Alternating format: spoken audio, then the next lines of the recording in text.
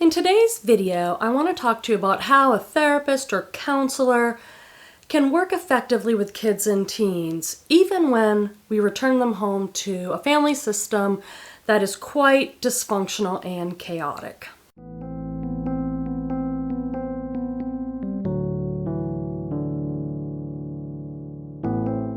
Hi friends, I'm Quenby Gallahan. I'm a licensed marriage and family therapist here in the state of California. I've been a therapist here for more than 15 years, and this channel, The Grateful Therapist, is all about counseling tips, mental health, and personal growth. So if you like learning about those things, please consider subscribing.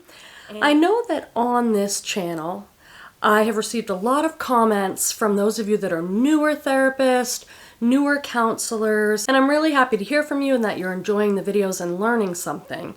And I was thinking back to when I was a newer intern therapist, and one of the things that was really challenging for me when working with kids and teens was knowing that I was doing great work with them in our sessions, but each night they would return home to the same system that was extremely chaotic, unstructured, and dysfunctional in many ways, and it could be discouraging at times. I'd think I'm doing all these great interventions in the therapy office.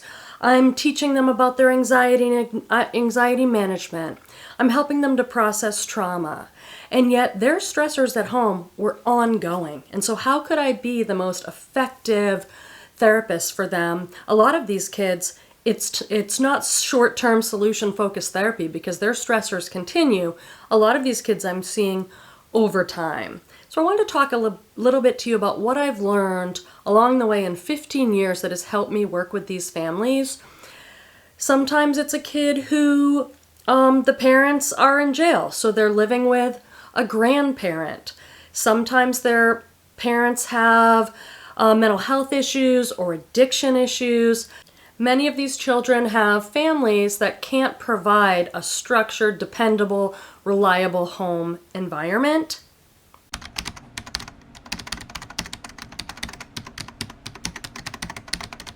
I should say first that I am a family therapist, so if there are ever caregivers or family members that want to learn more about how to provide a supportive, structured environment for their kids, I am more than happy to bring them in and offer education and support.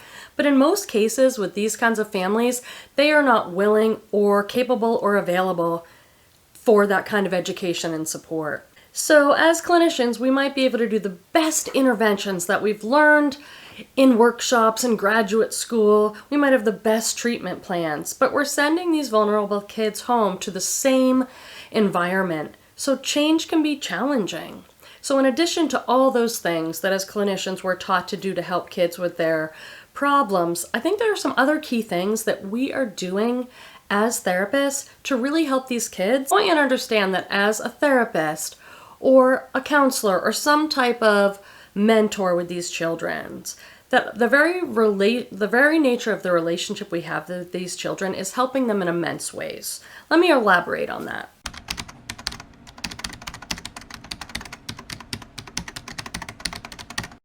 Many of these children don't have consistency in their life. And as their clinician, we can be that reliable, consistent adult in their lives. Many of the kids don't have that. So when they walk through my door, they know what to expect here. They know what the room looks like. They know some of the things that we might do. I am this unchanging, positive adult in their life, and that has great value. I would argue just as great value as teaching them to breathe through their anxiety.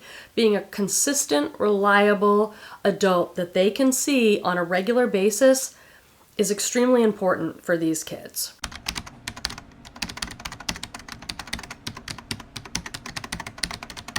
I'd also like to add that one of the benefits of having a mentor, counselor, therapist in their life is that we can be people who remind them, no matter what's going on, the chaos at home, all around them, we can remind them of their strengths.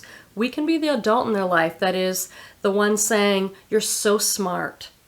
I see you treating other people so kindly. You're such a good friend. You have so much empathy.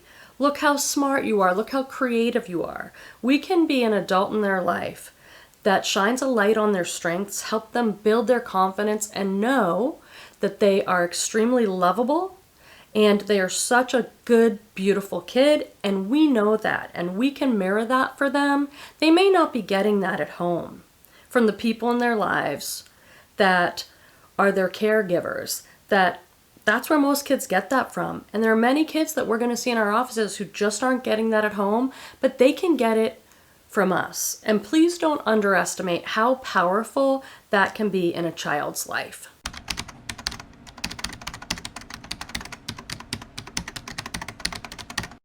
I want to speak to that.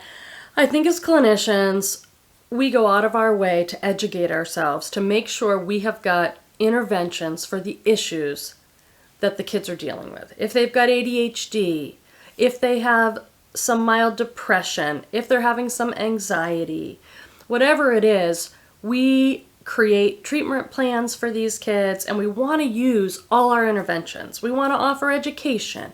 We want to give them new tools. And that's fantastic. We need to do that.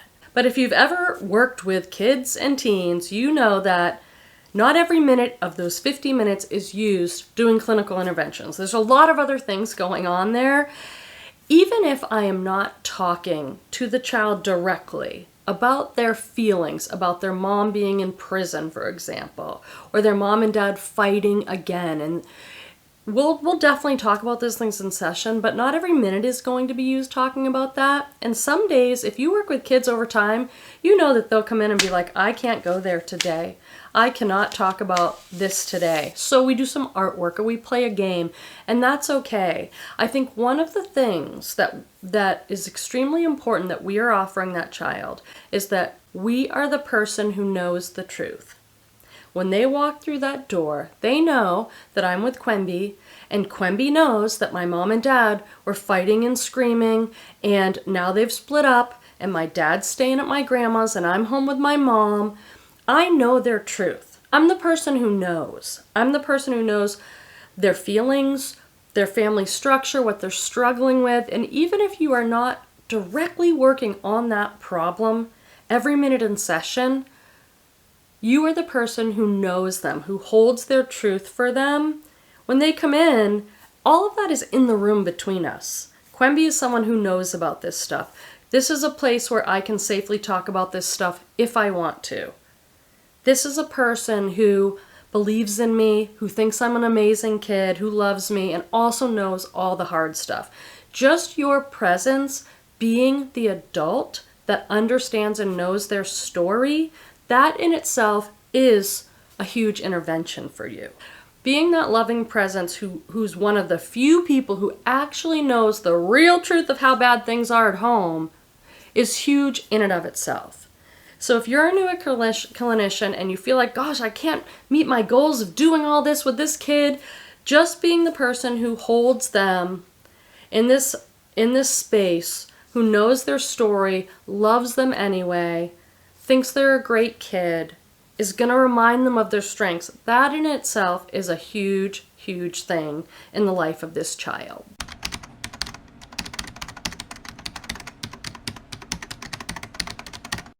So at the risk of being kind of cliche and saying the relationship is the very most important thing in therapy, I'm going to say it anyway, because after 15 years of working with kids and teens, I work with people of all ages. I work with families, but I know many of you have expressed a desire to learn more about the kids and teen stuff.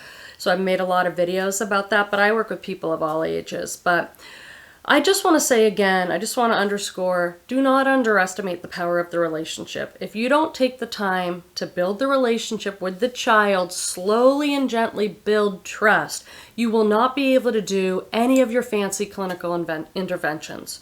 You won't be able to do that trauma work. You won't be able to do it because the child doesn't feel safe and trust you and know they can rely on you. In my opinion, that is the number one thing I'm doing anytime I work with a child, especially a teen. Teens have a bit of a harder time with trust. I have a whole video on this. You can search it on the channel, but especially with teens, I would say the very most important thing you're doing is building that relationship. You will never have the opportunity to use all your fancy graduate school education and all the things you've learned if they don't trust you, if they don't feel like you're a safe person. And you need to do that by taking time, by being reliable, by letting them know they don't have to talk about anything they don't want to, and you're going to respect that. That usually takes at least a few sessions. And if you can build that relationship where they really believe that you have their best interest in heart, that you care about them, that you think they're a great kid, you will be able to achieve all the things that you want to with that child. You'll be able to do all those interventions that you desperately think they need. You'll be able to help them build their confidence, deal with their stuff. But the relationship you build is where that all stems from.